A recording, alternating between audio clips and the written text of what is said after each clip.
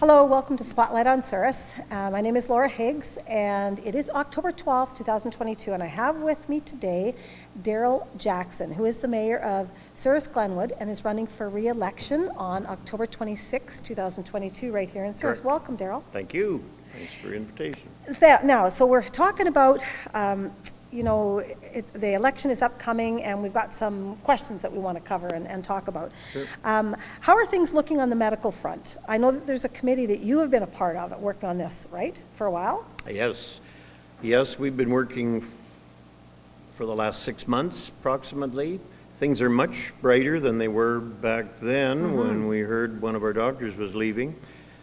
We've worked very hard to identify potential medical professionals, appeal to the community for funds to help with our endeavors, because some of it costs some money, and continue to work on this going forward, because the office says that they would even take a fourth doctor along with the nurse practitioner, because never would there be all 5 of them working at the clinic at any given day. That's right. So we feel we can maybe slow down a little bit, but we're not going to shut the door and say we're done. Good. We're going to carry on. And there's other medical things besides doctors to be concerned with. So we're going to move into some of those other areas, probably. Just let people know there is another appeal going out for granting. If people want to give us a donation, they'll get a tax receipt, and that'll be going in all the mailboxes very shortly.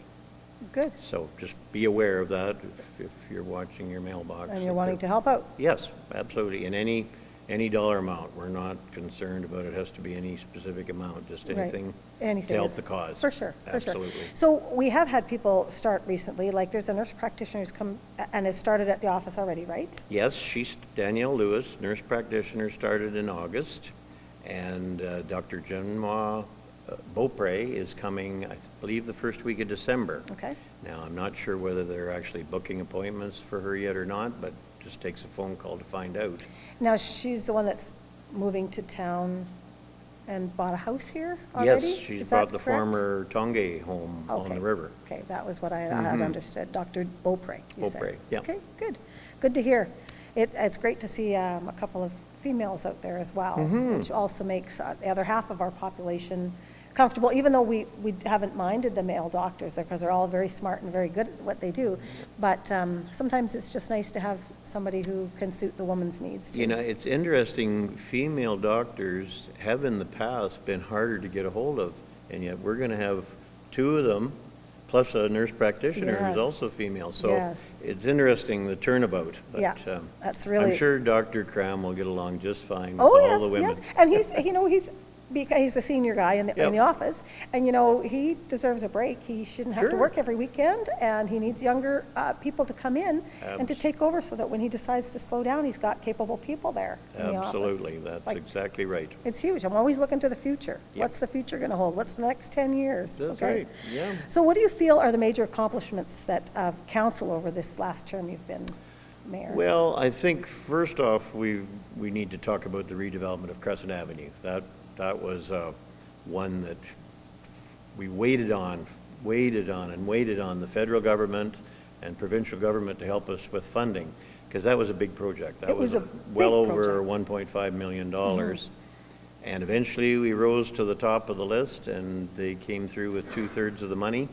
So it made it much easier for the town to handle. But it was needed. It was needed, and I think it's turned out quite well. We had input from a lot of different people, a lot of different organizations. Everybody got a chance to voice what they thought. I still hear some, I don't know that they're criticisms, but little, oh, you could have done this better, could have done that better. I think we just, in the end, tried to find the middle ground, you know, and what made somebody happy maybe doesn't make somebody else quite so happy that maybe they got their way somewhere else. So you just have to do it. But it's a better looking Crescent, because we're a tourist town. We have a lot of people who come to town. You know, when you're going down the road and you're got kidney puncher potholes, and you're going down the sidewalk, especially someone on a scooter or a walker, it was uncomfortable and unsafe. It was patches on patches. It was. In the end. It was. And it was old water line underneath that we were on borrowed time. We knew it could blow up again at any time. It did once in front of the Royal Bank, just before the homecoming 125 in 2006. And about a month before that started, the water burst there, and Wow. we had to get that fixed. So in investigating while that was opened up, we knew things What you were had to up happen. against. So we quickly made a plan and a grant application to the Canada Manitoba Fund, and it took about 7 or 8 years. But Yeah, we, yeah. we finally were awarded the money and. But you went patched what ahead. you had to during that time, or? Yes, yeah, we made it kept so it it as wasn't best so we could, but unsafe. it wasn't great. Yeah. Yep. Okay, so that was, the Crescent was definitely a, Yeah, now, An you know, accomplishment. the second accomplishment, and it might not seem like much to a lot of people, is holding the line on taxes the best we can as compared to inflation. I think we've done a very good job of spending within our means, knowing there's lots of things we need to do. You can't do them all in any given year. It just would throw taxes way too high, and people would be leaving town, not coming to town. right. So we have to bear in mind a budget, what people can afford, every step of the way. Like, planning is so important. For sure. So I think that is another, one to consider. There's exceptions. Yeah, I know farmland in particular, the assessment is based on sales, of course, like it is for your house. And farmland prices have gone up. So assessment goes up accordingly and taxes will follow. So there's no way really around that. We had the same thing in town a few years ago, about 15 years ago. There was quite a boom and people were moving out here from Brandon and so on. Prices moved up. Now they've dropped off again a little bit. They're not as high as they once were. So, it comes and goes. Right. And we're not making any more farmland. I'm not suggesting that those prices will ever go down. I don't know what the future holds. But Right. I think, we've done a fine job of just trying to keep things as low as we could on the tax front. Sure. And, the third thing that I would suggest as a highlight of the last 4 years was the continuation of our projects, like replacing water mains. We pick a street every year that's got old water main and possibly an old sewer main. Now, the sewer mains, we seem to have been able to line them. There's a slurry that you can shoot down. A lot of them can be lined and last for a much longer time.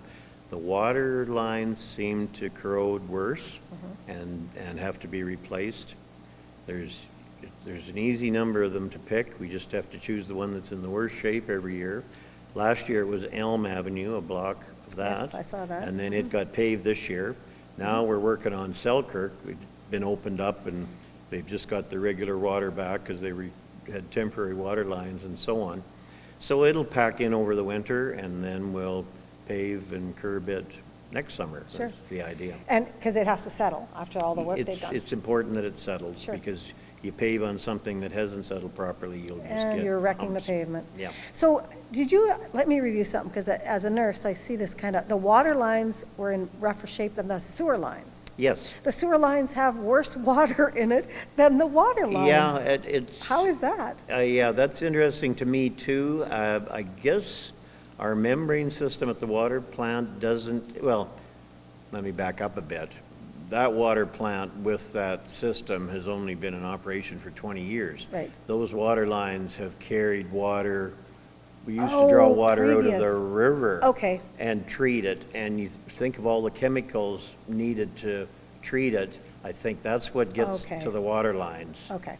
Now that makes a little more Because some of them sense. are clay, some of them are other materials. Now we're putting in PVC pipe. Right. It changes. Yeah, But I except guess for that's the difference. maybe- The wastewater coming away from the house is more diluted with this, that, and everything, I suppose. Shower water, flushing toilets, dishwater, you name it. Dishwater, yeah. Okay. Yeah, it's Okay, well, that makes interesting. a little more sense. Yeah, yeah. When you say clean water and sewer water and how Yeah. these are deteriorating, it just sounded interesting. Right, yeah. But yeah, okay, that does make more sense to me, Right. but, okay, what can council do to improve business opportunities here in Souris/Glenwood? Well, that's always a tough question, and I don't know that there's any one thing a council can do to improve business opportunities. I think over the last number of years, more than 4, we've created the atmosphere that encourages people to set up businesses in Souris. And just counting, off the top of my head, before coming over here, I can list at least 12 businesses that over the last 10 or 12 years have started up in Souris, and 2, Pembina Co-op and Tufts Machining, who have made major expansions. Mm-hmm. So I think we've created the atmosphere that allows that to happen. People will also ask me, this, you won't have this part, but I'll just add this part mm-hmm. in. People are always talking to me, not always, but occasionally, about would I be in favor of providing incentives to attract new business. And we have done it occasionally, not very often.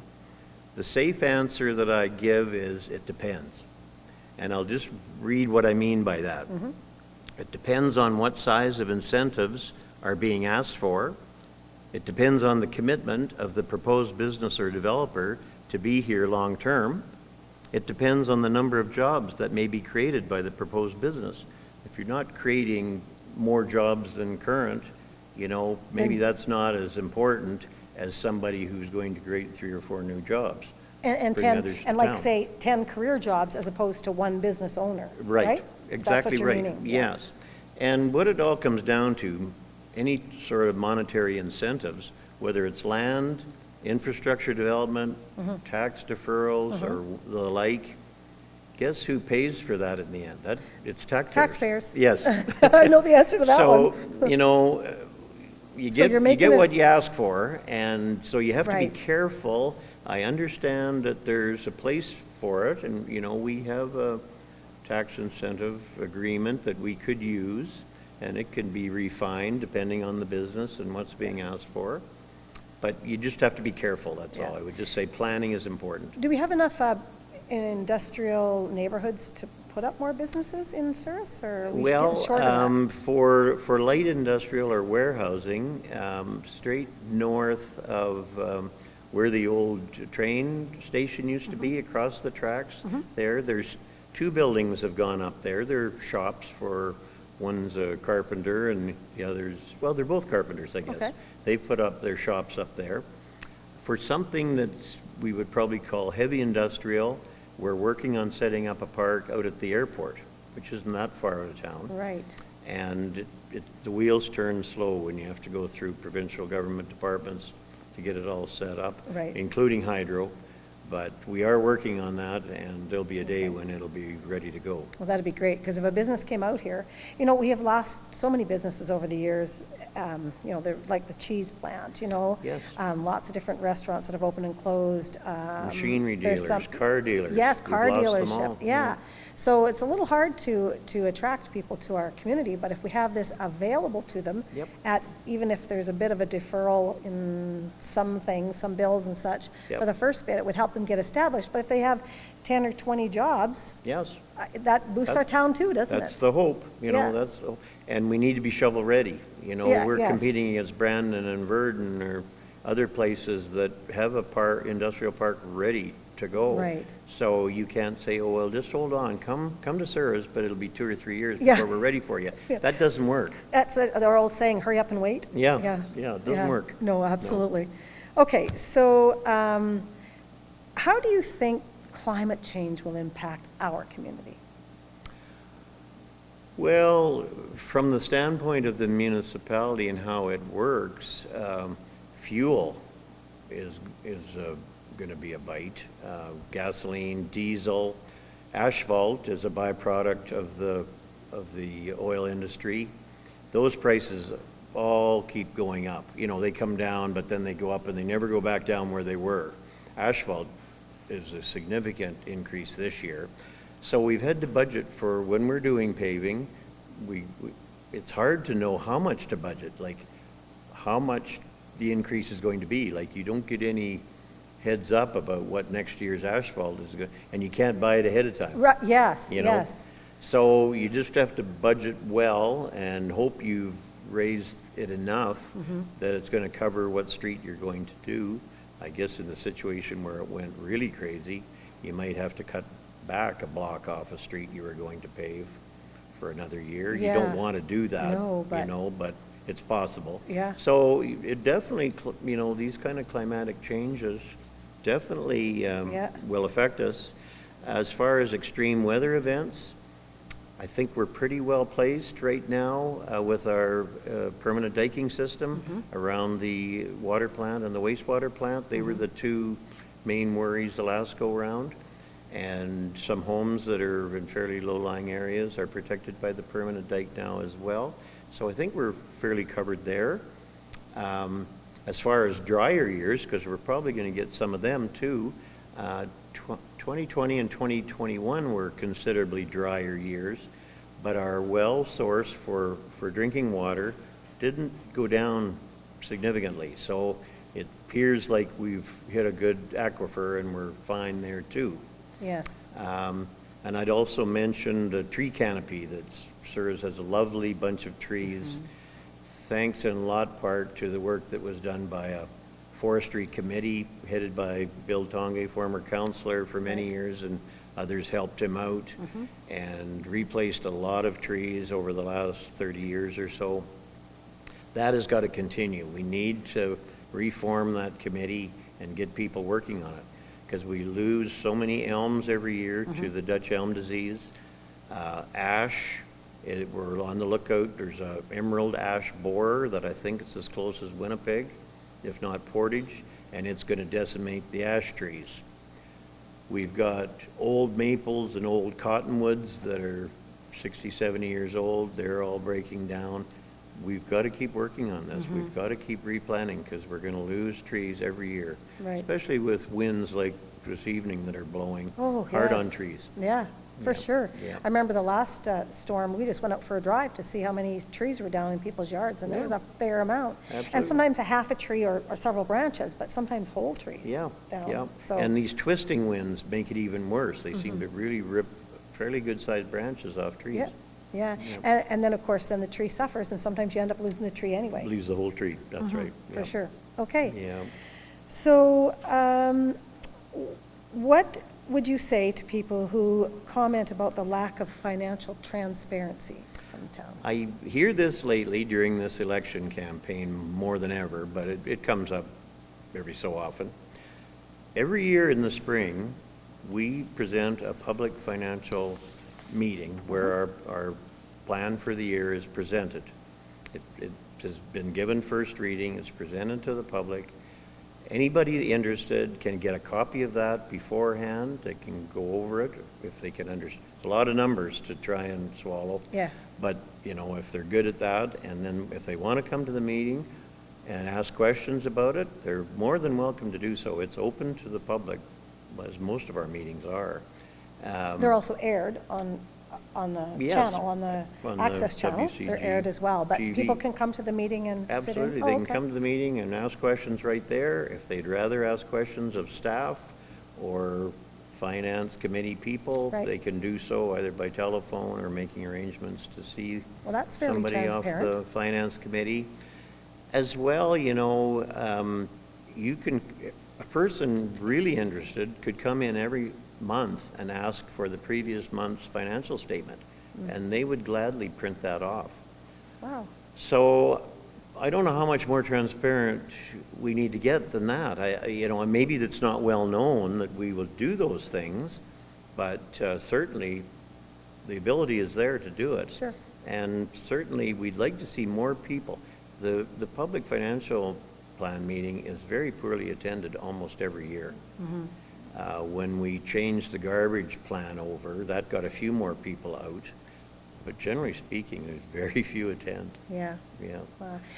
Sometimes I think, like, I would get there and I just wouldn't understand everything, so I just feel that it might be too much. Municipal financial works is a tough one to understand. Yeah, and yeah. Even, Like, for instance, I hear that you guys budget for, like, we have to pay policing for our town, right? There's a certain part that comes out of the budget for policing. yep, about $260,000. Really? Yeah. $260,000 a year Yeah. from our budget goes towards, but then our RCMP aren't always in town. No, they're not. So it doesn't And we don't get a feel- rebate for, Yeah. we're supposed to have 4 dedicated officers for this area, 2 dedicated to Souris-Glenwood, the other 2 could fan out further than that. But yeah, there's no recourse if one is off on a mat leave, paternity leave, Right. sickness, whatever, Right. or they just can't find a warm body to Right. fill the shoes. So then if we call- What happens is they'll draw in somebody else from Brandon or Boys Vein or wherever and pay them overtime. So it ends up costing us more by not having a full complement. It really Wow. does. It ends up costing more to the municipality. A lot Wow. of people won't understand that either, but Right. that's true. Right. But sometimes if you call 911, sad to say, but yeah, they can come all the way from like Carberry. Oh, sure. Out It's a here big, because- Blue Hills because- is a big area. Well, our people might also be on a case, like, Yep. 30 minutes out of town as well and That's can't right. leave. Yep. So then you're waiting that much longer to get some kind of help in town. That's right, yeah. Yeah. And it's very similar to the ambulance situation we have right now. We don't have enough ambulance attendants. Part of the reason is they're offering the course in Winnipeg at Red River. Oh, really? 2-year, 10 months each year. Pretty expensive to have rural people go in there to take that course. I'm working on another committee that's trying to reestablish a school for paramedicine at ACC in Brandon. Ah, good. And maybe start off small, like 12 seats or something, and a shorter course, if we can make that work and see how that goes. But, yeah, policing. Would we ever think of and, hiring our own? We've talked about it. We've asked Rivers, they do it. Mm-hmm. You need 3 police officers to have somebody off, somebody on call, and somebody working. Right.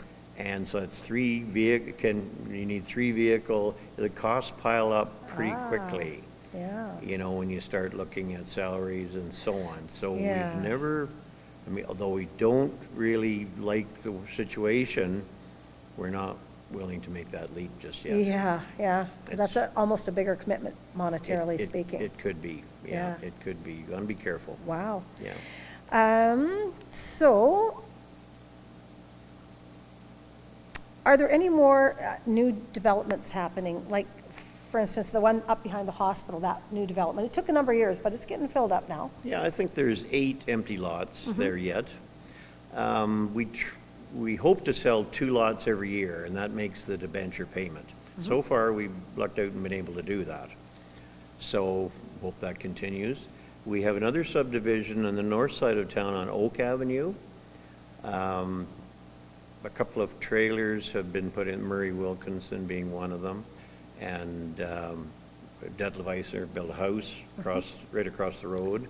That's the street I'm talking about.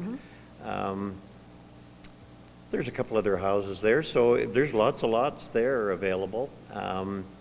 That's pretty much the end of our town-owned property. Is that In right, order eh? to open up another subdivision, we would have to buy property from a surrounding farmer or owner of land, or have them become the developer if they so choose. You Right. know, one of those things would have Wow. to happen.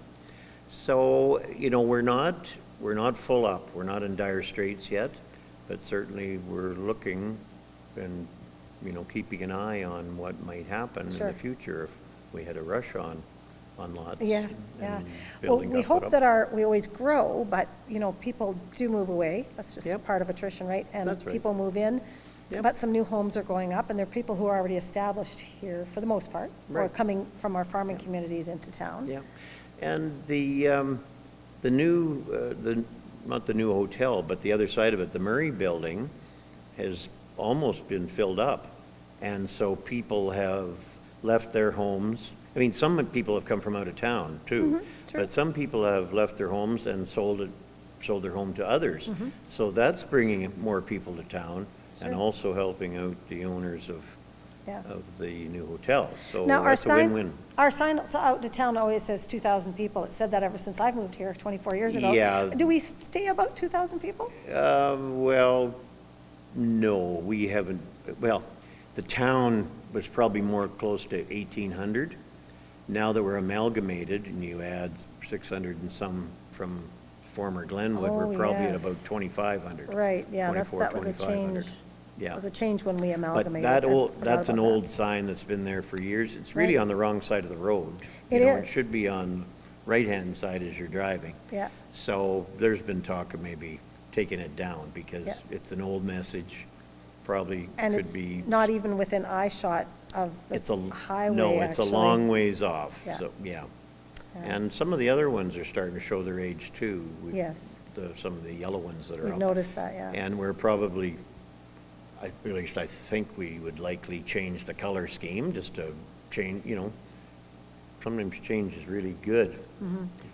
Leave that yellow alone and go to red on a white background with black lettering, or, Yeah, whatever. yeah, There's other for ways sure. to do it. Well, we do have a beautiful town, and we have a staff that helps take care of it.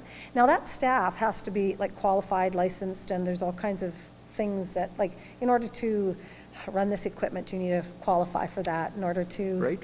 Yeah, like, there'll be there's certain qualifications, class of right? license that they have to Yeah. have to operate certain equipment. Is Yeah. there any, like, I know that some of those people are getting older and maybe retiring. Is there any kind of incentive you're putting into place to help bring others along and help them get licensed, or to have the Actually, qualifications? most of our older ones have retired over the last 2 or 3 years, and we have a much younger staff Mm-hmm. right now, in Public Works, for sure. They're much different. There's been a changeover in the office, too. We've got 2 new people in there. And the qualifications are necessary in order to get that job? Yes, they have Yeah. to have a background in it or something similar, for sure. Mm-hmm. And then it's always available to, speaking of office staff, it's always available to take courses by correspondence, municipal administrators courses and so on. If you don't want to go to school, you can do it Yeah. online, Oh, for sure. of course. For sure. And, as far as, a lot of the training will be on job for Public Works. Those that don't have the right class of license will have to take, learn as they go and then write a test and then drive a test in order to pick up those licenses. So that you can But- keep the qualifications high Yeah. enough to keep There was our. one point in time when we only had one person licensed to drive a semi-truck, Mm-hmm. and we've got a semi-bottom belly trailer for hauling gravel. Well, Right. if that guy wasn't available, that truck didn't move, Yes. so Yeah. those kinds of things, we're trying to cross-train people so we have more people doing more, have the ability to do more things. Good. Yeah. Well, that's good. Well, we sure have a beautiful little town, and it's improving every day. I see something new happening, and Oh, Yeah. yeah, it's a great little town, and, I always say, I like the changing of the seasons. I like the bright green of the leaves in the spring. I enjoy all the flowers that the beautification committee put out, and I like the fall colors. We've had a good fall. yeah, we have Until had. recently, we didn't have a hard frost, so they just kind of turned as they dried up. Mm-hmm. Now they're falling down, of course, with the wind and the frost. Yes, it won't take long. No. But we did have a really nice yellow-orange time, didn't we? We did And this year. reds, and Yes, reds. and Yeah. some more reds than normal. I Yeah. think people are planting maples that will turn red. Oh, good. Yeah. Good. Well, we so appreciate your time. Is there anything else you want to share with us, Darryl? No, We no. covered everything? Not at all, no. I just encourage people to get out and vote on the 26th of October. Right. And of course, I'm looking for support, but I think the important thing is to get out and vote. Yeah, absolutely. For your choice. And Absolutely. you've got a real good choice for counselors, 10 Yes. people running for 6 spots. So for sure. please think about it and talk to them if you have to, and get out and vote. Great. Thank you very much for coming in. Thank you. Thank you for joining us here at Spotlight in Souris. My name is Laura Higgs. I hope you have a great day.